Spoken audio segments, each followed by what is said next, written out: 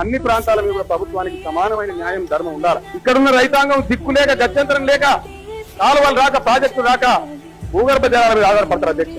ఒక ప్రాంతంలో రైతాంగానికి ప్రాజెక్టు ప్రభుత్వ సొమ్ముతో కట్టి వెంటనే ప్రభుత్వ సొమ్ముతో చేసి అతి చౌకగా అక్కడ నీళ్లు ఇస్తున్నారు, సంతోషం, ఇవ్వండి, ఇంకా తగ్గించండి.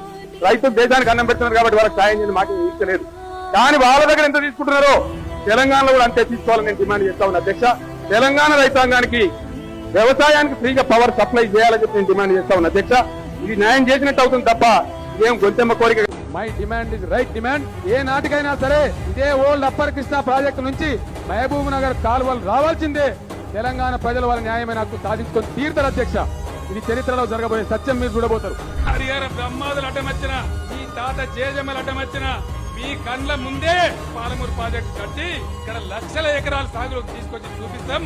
ఇలా పాలమూరు పంపు పొంగు చూస్తే ఒక నది వారినట్టుగా, కృష్ణమ్మ తాండవం చేసినట్టుగా మనసు పులకరించే విధంగా అద్భుతమైనటువంటి ఘట్టాన్ని నా కండ్లతో చూసి నా ఒళ్ళంతా పులకరించిపోయిందని నేను మనవి చేస్తా ఉన్నా.